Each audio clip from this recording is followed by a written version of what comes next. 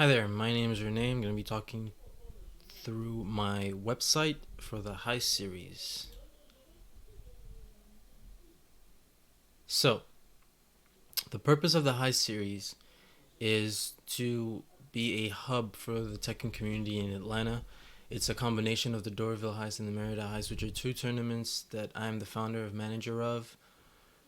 Basically, we our target audience is like young adults, any gender, but anyone who's like financially stable and who like enjoys the game. That's what we're trying to target. So with that said, the color scheme that we went for kind of exemplified that. Darker blues with like light pink, sort of. Yeah. The inspiration behind this website is Bandai Namco. You have the hovering, fixed, heads up. I'm not really sure what to call this.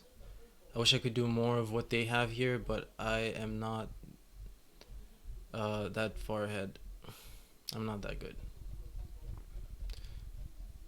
But um, yeah, they were a good reason from good inspiration for some of the design choices that I made, like the single column. It's kind of like what they had.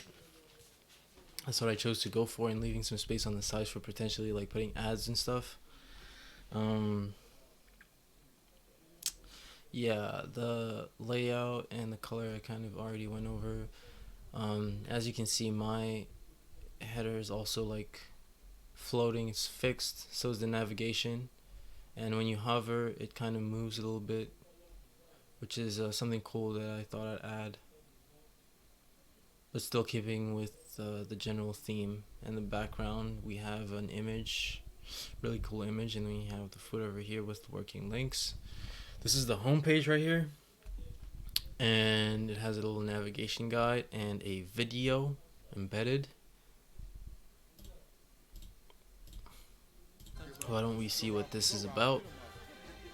My money back. We can't earn wins, we steal them. If you haven't noticed already, that's me. We're doing a little skit for the high series, which just shows you that this is a legit thing, and the website is just going to help it further. Yeah. Um, Up next, we have some of the challenges that I had to go through. I couldn't copy right off the bat what I saw here. I just liked it, and I tried to emulate it as best as I could.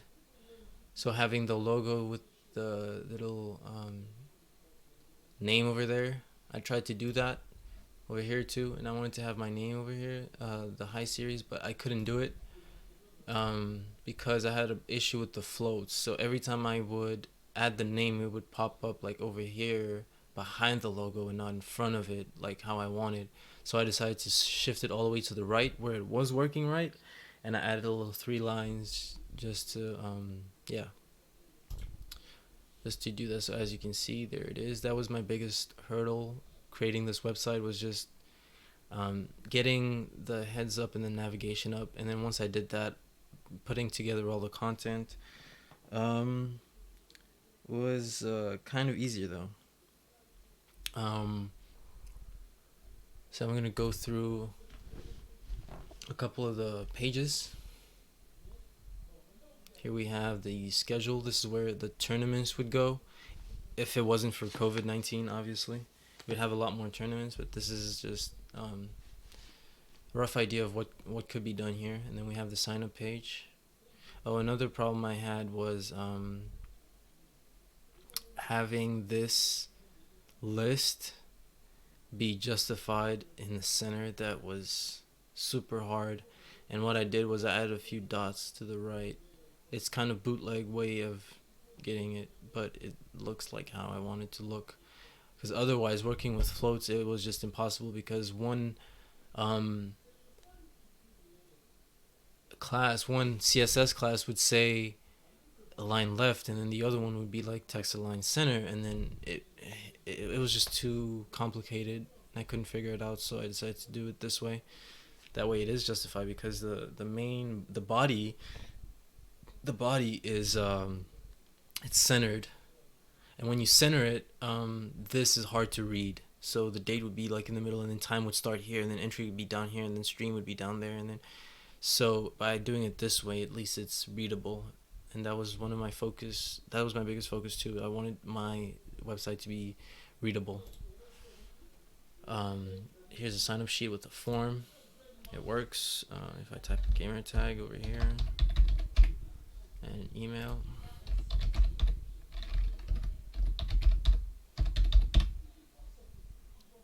and skill 10 because I'm really good at games. And then bio loves pizza, and hit submit, and it works. Next up, we got news. Click that link, which works.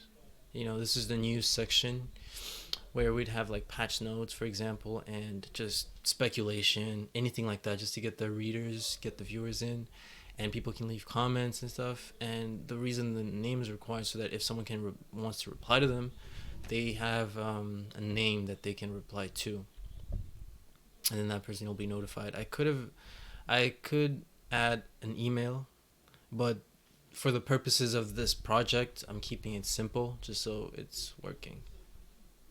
Showcase. My idea was that any kind of media or stuff like that we have, we can post on here. We have a ton of content that we can just add, and then if people want, like if there's a big streamer that wants to be on here for to get more viewers and stuff, because it'll be like obviously a lot of people reading, they can like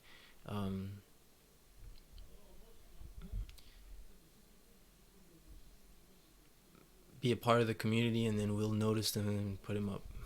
That's the point of this showcase. And here we have frame data. One of the big things in Tekken is frame data, and it's there's this website before they added frame data into the game. This website, the website called R&B Norway, has frame data and has a ton of readers reading it every day. I chose to go with pink, keeping with the theme, and some dark blue. Also, I tried to get this frame data caption to be white, but I just couldn't. I tried it all. I tried the CSS, HTML tags, attribute, and it just wouldn't work. So I just left it as is. Nothing much I can do about that. About us, gives you a little bit of information about the team. Nothing too fancy. And contact us with working links. Takes you to different places.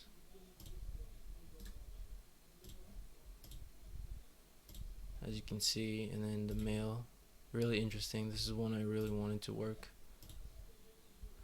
And that's it. Back to the top.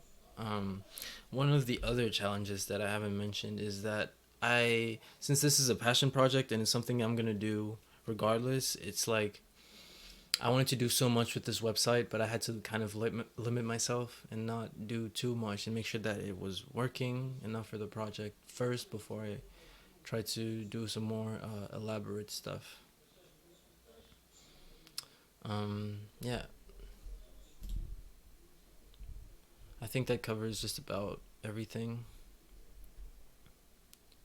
Let me know what you think in the comments.